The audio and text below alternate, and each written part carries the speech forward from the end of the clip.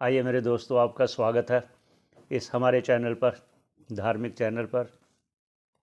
सभी के मंगल की कामना करते हुए, ईश्वर को प्रणाम करते हुए, गुरुजनों को प्रणाम करते हुए, आचार्यजनों को प्रणाम करते हुए आज चर्चा शुरू करते हैं। जो हमारी चर्चा चल रही थी कि ये जो 5 क्लेश हैं और या ताप त्रय हैं, उनसे छुटकारा किस प्रकार हो सकता था, और इस भवसागर से पार होना है तो जन्म मरण रूपी संसार से पार होना है तो आत्म तत्व को तो जानना पड़ेगा। यहाँ बात हुई थी वो भी हुआ कि उस आत्म तत्व को जानने के लिए सूक्ष्म बुद्धि की आवश्यकता पड़ेगी और शुद्ध अंतःकरण की आवश्यकता भी पड़ेगी, तभी हम उस आत्म तत्व को जान सकते हैं। अब ये प्रश्न होता है कि जीव तो संसार में आया, उसमें फंस गया, तो ईश्वर ने ये संसार रचना ही क्यों की? ईश्वर ने इस संसार की रचना ही क्यों की? ऐसा प्रश्न भी होता है, कई किसी किसी के मन में होता है। तो इसलिए आज उस प्रश्न पर चर्चा करेंगे कि ईश्वर ने इस संसार की रचना क्यों की। जब एक ये कहे, दूसरा ये भी है कि जीव के लिए ये संसार दुखदाई क्यों है, इस पर भी चर्चा करेंगे। तो पहले चर्चा करते हैं ये संसार ईश्वर ने क्यों बनाया। जब सभी जीवों के कर्मों का फल देने के लिए वो जो किए हुए कर्म फल देने को उत्सुक होते हैं, जिस प्रकार भूमि में बीज डालते हैं तो जल देने के बाद कुछ समय के बाद अंकुर निकलते हैं, जो अंकुर निकलते हैं ना, जो उसका उस अंकुरों का निकलना होता है, उसी को बोलते हैं फल देने को उत्सुक होते हैं। वो बाहर निकल रहे हैं ना, बीज बाहर निकल रहे हैं, पृथ्वी से बाहर निकल रहे हैं, बाहर होकर फिर बढ़ेंगे, बढ़कर कोई पेड़ बनेगा, कोई फल फूल सब्जियां सब होगा। तो जो बीज पृथ्वी से फूटना है, वो फूटने की प्रक्रिया को बोलते हैं जब वो फल देने को उत्सुक होते हैं। ऐसे ही पूर्व जन्मों में जो किए हुए कर्म हैं, जब वो फल देने को उत्सुक होते हैं, जब महाप्रलय होती है उसके बाद की प्रक्रिया हम बता रहे हैं कि महाप्रलय होने के बाद जब वो कर्म फल देने को उत्सुक होते हैं, जिन जिन जीवों के जैसे पूर्व सृष्टि थी, जब जैसे प्रलय हुआ था, उन्हीं उन्हीं जीवों को फिर उत्पत्ति करते हैं भगवान।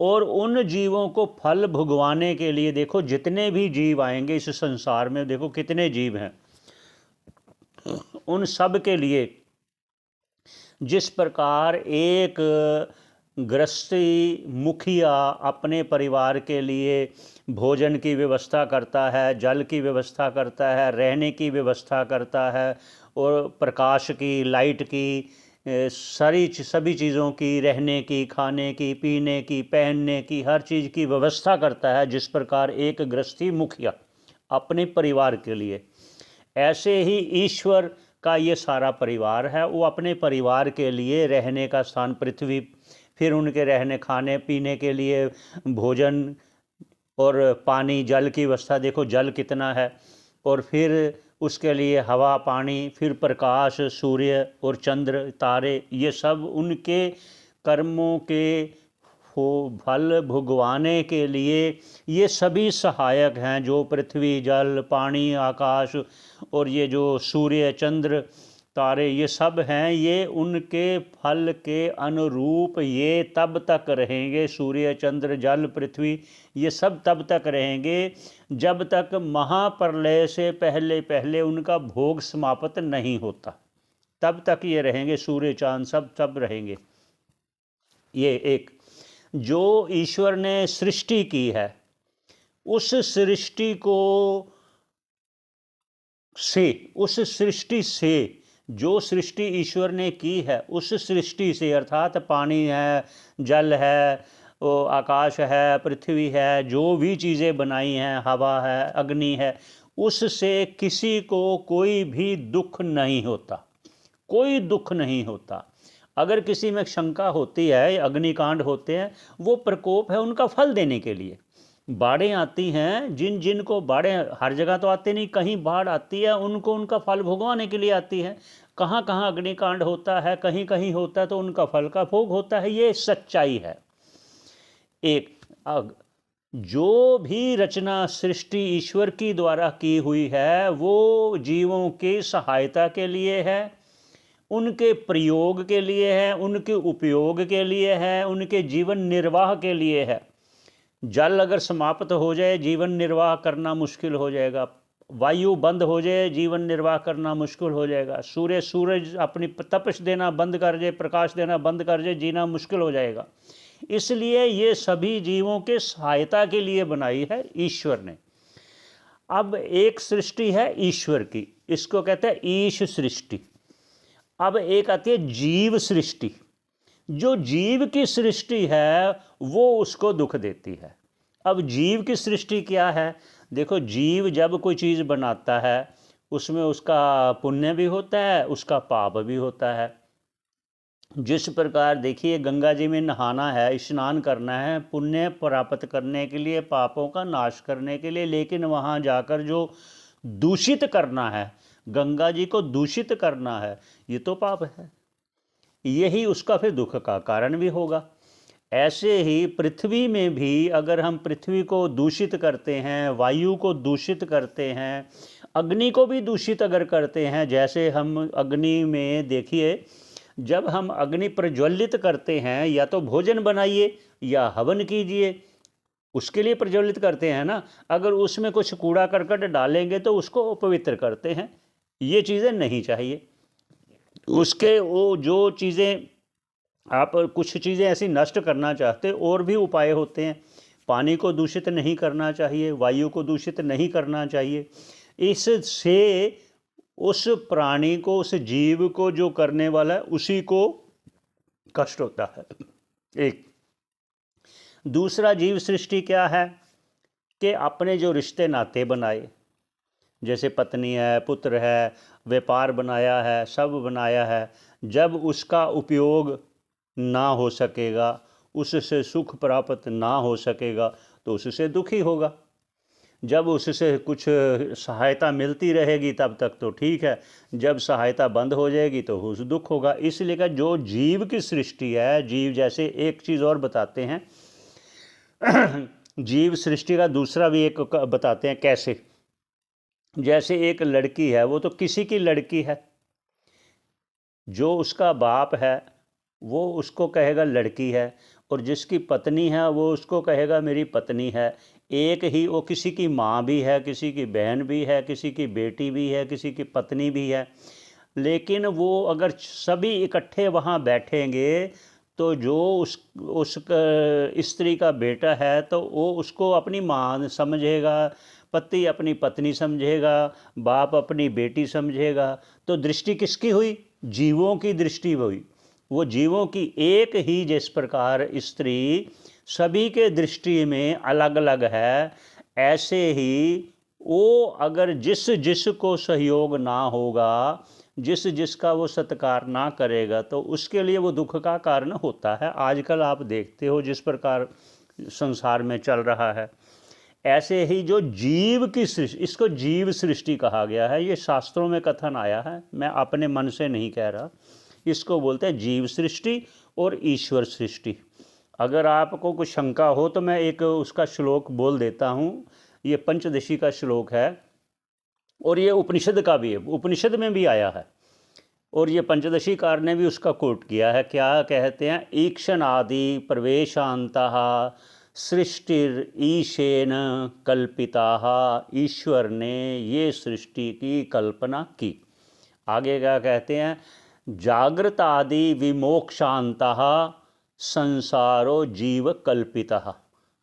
देखो, जीव ने अपना संसार की कल्पना कर दी है, जीव का संसार है, जीव का संसार है, जीव का संसार है। तो लेकिन ईश्वर ने सृष्टि की रचना की है, जीव ने संसार की रचना कर ली अपने। संसार का मतलब जो हल्का हल्का हल्का हल्का सरकता है, सरकता है, सरकता जा रहा है, सरकता जा रहा है। देखिए, जैसे आप देखो, आए 2024 चल रहा है तो कितना सरक गया, तो आप देखिए, जब आपकी जितनी आयु होगी, आप श्रवण कर रहे हो ना, आपकी जितनी आयु होगी, पीछे से जितने साल सरक गए, सरकते सरकने से संसार है ये, ऐसे भी जीवन है। इसलिए जो सृष्टि ईश्वर ने की है वो किसी को कष्टदायक नहीं है, सभी को सहायक है, सभी को सुख प्रदान करती है। अगर वायु बंद हो जाए तो सबका जीना मुश्किल हो जाएगा, तो दुखी हो जाएंगे ना। तो इसका मतलब वायु से सुख मिल रहा है ना। अगर सूर्य ना उदय हो सर्दियों में तो सभी दुखी हो जाएंगे, कहते सूर्य भगवान दर्शन नहीं दे रहे, इसलिए सूर्य भी उसको सुख दे रहा है। इसलिए जो ईश्वर की सृष्टि है वो सभी को सुखप्रद है, वो सुख देने वाली है। जो जीव का संसार बनाया है वही दुख का कारण है। इसलिए अब ये चर्चा क्यों की, अब इसलिए करेंगे कि अगली चर्चा करेंगे कि ये जो आगे सृष्टि, इसके आगे कैसे जीव कैसे हुआ, ये किस प्रकार हम समझें, और इसका जो मिथ्या हम उसको जाने, कैसे जाने, इस पर चर्चा फिर आगे करेंगे। मिथ्या क्यों जाने, जिस प्रकार स्वप्न में जो जो भी आप देखते हो उसमें आप सत्य बुद्धि करते हो, तब तक जब तक आप सोए हुए सपना देख रहे हो उसमें सत्य बुद्धि होती है, कोई उसको मिथ्या नहीं कहता। ऐसे ही जागृत में जब आप देखते हो तो वो स्वप्न का आप खुद मिथ्या कहते हो, वो सब बेकार था, वो स्वप्न था, लेकिन इसको जागृत को नहीं कहते। जब सो जाते हो तो ये सब मिथ्या हो जाता है।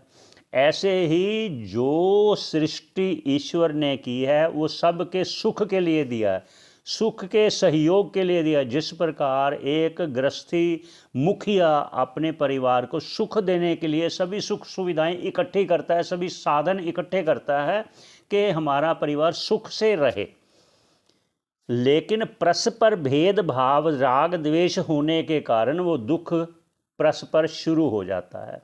लेकिन ईश्वर किसी से भेदभाव नहीं करता, किसी से राग द्वेष नहीं करता, वो सबका मालिक है, सबका बाप है वह ईश्वर। वो सब के लिए पर्याप्त मात्रा में अन्न, जल, वायु, प्रकाश सब दे रहा है। हम उसका सत्कार करें, हमें उनका सत्कार करना चाहिए। हमें वायु को शुद्ध रखने के लिए प्रयास करना चाहिए, जल को शुद्ध रखने के लिए प्रयास करना चाहिए।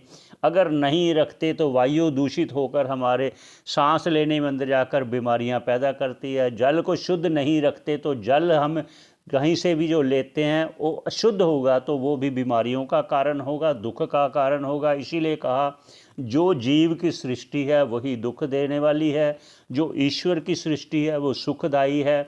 यहीं पर विश्राम देते हैं। सभी का धन्यवाद। श्रवण करने का प्रयास करें। ये हमारी सनातन संस्कृति का जो हम आपसे चर्चा कर रहे हैं, इसको ज़्यादा से ज़्यादा आगे लोगों को शेयर कर सकते हैं तो अच्छा रहेगा।